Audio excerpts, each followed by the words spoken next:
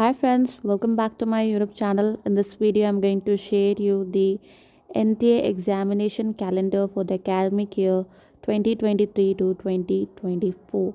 So guys, J-Main session 1 and session 2 dates of examination is released, and they even gave the reserve dates of the examinations as well. If you can see here, you can able to see the clearly that they are given about the dates of CUET as well, ICAR, AI, triple EA, and as usual, like before, how the NEET examination will conduct in May, 7th of May or 5th of May, like that only in this 2023. Again, it is going to start conduct in the May itself.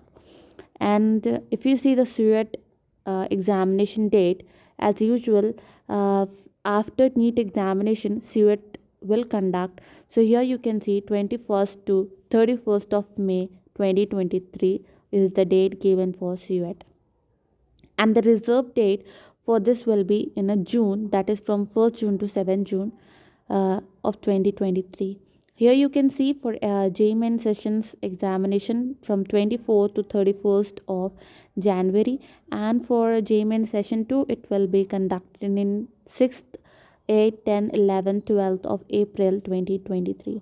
So you can see your uh, academic calendar and your examination dates. According to that, you can do your preparation.